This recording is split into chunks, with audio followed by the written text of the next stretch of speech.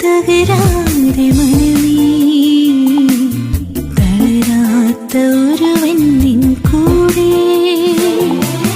തകരാതെ മനമേ തളരാത്ത ഒരുവൻ നിൻ കൂടെ ഇറുക്കമാമി പാദമാറുകിലെന്നാൽ മാറാത്ത ഒരുവൻ നിൻ കൂടെ മാറാത്ത ഒരുവൻ നിൻ കൂടെ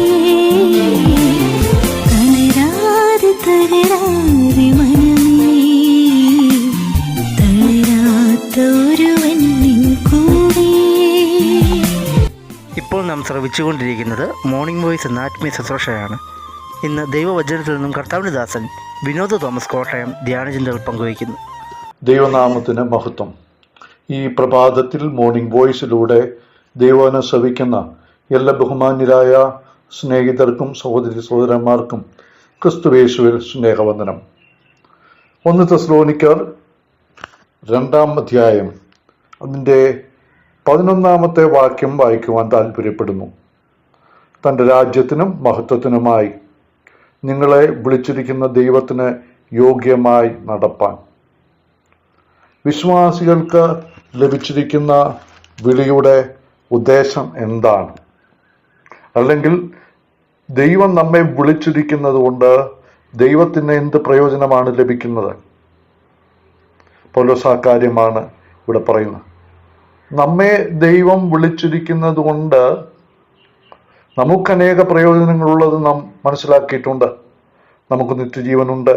നാം മരണത്തിൽ നിന്ന് മാറി ജീവനിലേക്ക് കടന്നിരിക്കുന്നു. നമുക്ക് സ്വർഗീയമായ പ്രത്യാശയുണ്ട്. നമുക്ക് വീണ്ടെടുപ്പുണ്ട്, വിശദീകരണമുണ്ട്, നീതീകരണമുണ്ട്. സ്വർഗത്തിലെ സകലവിധമായ അനുഗ്രഹങ്ങളാലും ക്രിസ്തുയേശുവിൽ പിതാവായ ദൈവം നമ്മെ അനുഗ്രഹിച്ചിരിക്കുന്നു. ഇങ്ങനെ അനേക നന്മകൾ നമുക്ക് പറയുവാനായിട്ടുണ്ട്. ദൈവത്തിൻ്റെ കാവലും പരിപാലനവും സംരക്ഷണവും എല്ലാം നാം അനുഭവിക്കുന്നു.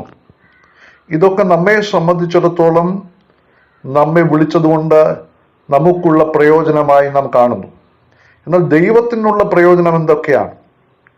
ഇവിടെ പൗലോസ് പറയുകയാണ്, നമ്മെ വിളിച്ചിരിക്കുന്നതിന് ദൈവത്തിൻ്റെ ഉദ്ദേശം തൻ്റെ രാജ്യത്തിനും മഹത്വത്തിനുമായിട്ടാണ് നമ്മെ വിളിച്ചിരിക്കുന്നത്.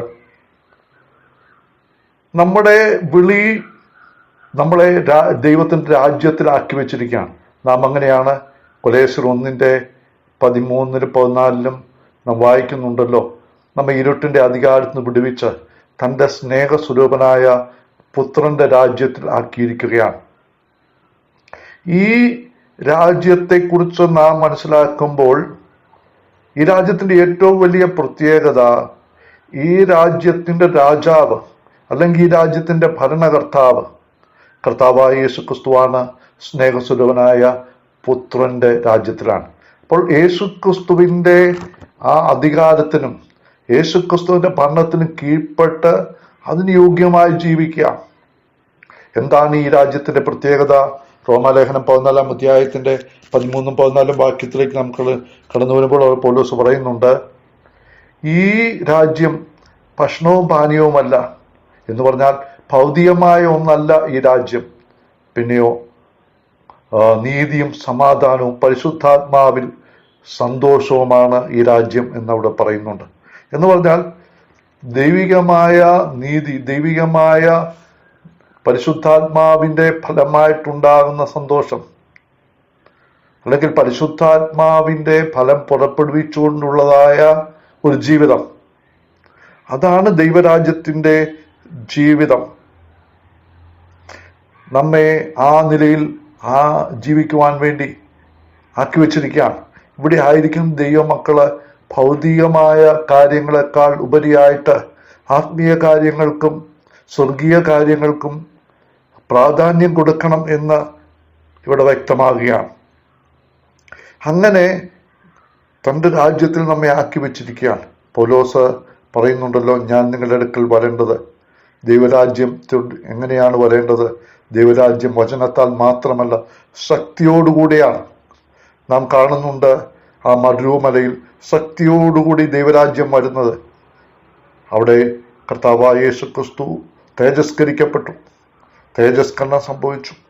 തേജസ്കരിക്കപ്പെട്ട കർത്താവിനെ പത്രോസും യാക്കോബും യോഹന്നാനും കാണുകയാണ്. അപ്പോൾ ദൈവരാജ്യത്തിൻ്റെ അനുഭവം എന്ന് പറയുന്നത് ഒരു തേജസ്കരിക്കപ്പെട്ട, രൂപാന്തരം വന്നതായ ഒരനുഭവമാണ്. നമ്മെ തൻ്റെ രാജ്യത്തിനും മഹത്വത്തിനുമായിട്ടാണ് വിളിച്ചിരിക്കുന്നത് എന്ന് നാം മനസ്സിലാക്കണം. അപ്പോൾ ദൈവരാജ്യത്തിലായിരിക്കുന്ന ദൈവ പൈതലിനെ സംബന്ധിച്ചിടത്തോളം അവൻ്റെ ലക്ഷ്യം എന്ന് പറയുന്നത് ദൈവ മഹത്വത്തിന് വേണ്ടി ജീവിക്കുക എന്നുള്ളതാണ്. നമുക്കറിയാം, നമ്മുടെ കർത്താവിൻ്റെ ഈ ഭൂമിയിലെ ജീവിതത്തിൻ്റെ പ്രധാനപ്പെട്ട ലക്ഷ്യം അതായിരുന്നു. നാം ഇങ്ങനെ വായിക്കുന്നുണ്ട്, പിതാവേ നാഴിക വന്നിരിക്കുന്നു, നിന്റെ പുത്രൻ നിന്നെ മഹത്വപ്പെടുത്തേണ്ടതിന് പുത്രനെ മഹത്വപ്പെടുത്തണമേ.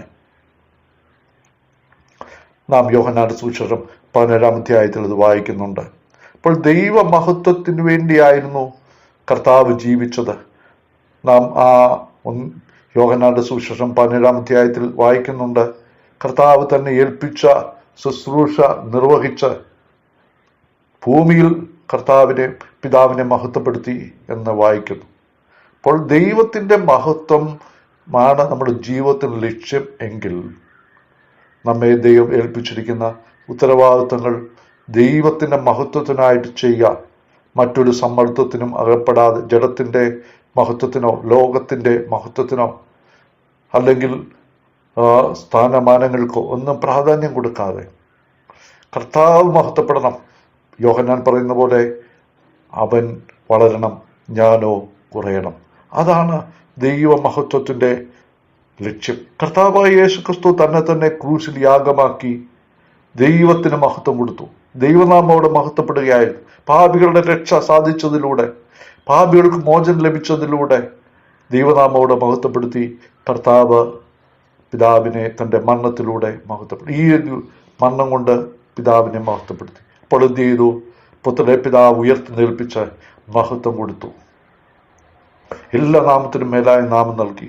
സ്വർലോകരുടെയും ഭൂലോകരുടെയും അധോലോകരുടെയും ഒക്കെ മുഴങ്കാൽ മടങ്ങത്തക്കവണ്ണം വിളിക്കപ്പെട്ട സകല നാമത്തിനും അത്യന്തം മീതെ ഇരുത്തി എന്നാണ് നാം വായിക്കുന്നത്. നാം പിതാവിനെ മഹത്വപ്പെടുത്തുമ്പോൾ അവിടുന്ന് നമ്മെയും മഹത്വപ്പെടുത്തുന്നവനാണ്. ആ മഹത്വം അവിടുന്ന് നമുക്ക് തന്നിരിക്കുകയാണ്. നമുക്കറിയാമല്ലോ, ഇപ്പോൾ നാം കർത്താവിൻ്റെ തേജസ്സിനെ കണ്ണാടി പോലെ പ്രതിബിംബിക്കുന്നവരാണ്. എന്നാൽ ആത്മാവാകുന്ന കർത്താവിൽ നിന്ന് ദാനമായി തേജസ്സിന്മേൽ തേജസ് പ്രാപിച്ച് അതേ പ്രതിഭയായി നാം രൂപാന്തരപ്പെടുവാനായിട്ട് പോവുകയാണ്. നാം ആ കർത്താവിനോടുകൂടെ അവിടുത്തെ മഹത്വത്തിൽ വെളിപ്പെടുത്താനായിട്ട് പോവുകയാണ്. കർത്താവിൻ്റെ പ്രാർത്ഥന പറയുന്നുണ്ടല്ലോ, ഞാൻ ഭൂമിയിൽ നിന്നെ മഹത്വപ്പെടുത്തി. പിതാവേ, നീ എനിക്ക് തന്നിട്ടുള്ള മഹത്വം, നീ തന്നിട്ടുള്ളവർ കാണേണ്ടതിന് ഞാൻ ഇരിക്കുന്നിടത്ത് അവരും ഇരിക്കണം എന്ന് ഞാൻ ആഗ്രഹിക്കുന്നുവെന്ന് പിതാവിനോട് പ്രാർത്ഥിക്കുന്നു. നമ്മൾ യോഹന്നാൻ 17 വായിക്കുന്നുണ്ട്. നാം മഹത്വവാനായ കർത്താവിൻ്റെ മഹത്വം ഒരു ദിവസം കാണാൻ പോവുകയാണ്. അപ്പോൾ ആ മഹത്വത്തിന് വേണ്ടി ജീവിക്കുവാൻ നമ്മെക്കുറിച്ച് ദൈവം ആഗ്രഹിക്കുകയാണ്. നാം ചെയ്യുന്നതെല്ലാം ദൈവനാമം മഹത്വപ്പെടുന്നതിൽ ചെയ്യണം എന്ന് നമുക്കിവിടെ നിന്ന് കാണുവാൻ സാധിക്കും. ദൈവത്തിന് യോഗ്യമായിട്ട് നടപ്പാൻ, നമുക്കറിയാം, നടക്കുക എന്നുള്ളത് ഒരു നിരന്തരമായ പ്രക്രിയയാണ്. നാം ഈ ഭൂമിയിൽ നിന്ന് മാറ്റപ്പെടുന്നത് വരെ ദൈവത്തിന്, രാജ്യത്തിന്, അവിടുത്തെ മഹത്വത്തിന് യോഗ്യമായിട്ട് നടക്കണം എന്നുള്ളതാണ്. ഒരു ദൈവദാസൻ ഇങ്ങനെ പറഞ്ഞിട്ടുണ്ട്, നമുക്ക് നടപ്പാൻ കഴിയുന്നില്ലെങ്കിൽ ദൈവം നമ്മളെ സഹായിപ്പാൻ മതിയായവനാണ്. അതുപോലെ നമുക്ക് നടപ്പാൻ ബുദ്ധിമുട്ടുണ്ടെങ്കിൽ, ഭാരമുണ്ടെങ്കിൽ നമ്മെ സഹായിപ്പാൻ കർത്താവ് സന്നദ്ധനാണ്. നാം നടപ്പിൽ എന്തെങ്കിലുമൊക്കെ വീഴ്ചകൾ സംഭവിക്കുന്നുണ്ടെങ്കിൽ നമ്മെ താങ്ങുവാൻ കർത്താവ് സന്നദ്ധനാണ്. പക്ഷേ നമുക്ക് നടപ്പാൻ മനസ്സില്ലെങ്കിൽ അവന് നമ്മെ സഹായിപ്പാൻ കഴിയുന്നതല്ല.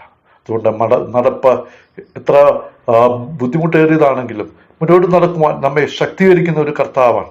പൗലോസ് കൊലോസ്യ ലേഖനം 2-ാം അധ്യായത്തിൽ കൊലോസ്യ വിശ്വാസം ഓർപ്പിക്കുന്നുണ്ട്, നിങ്ങൾ കർത്താവായ യേശു ക്രിസ്തുവിനെ കൈക്കൊണ്ടതുപോലെ ഒരു കൂട്ടായ്മയിൽ നടപ്പീൻ.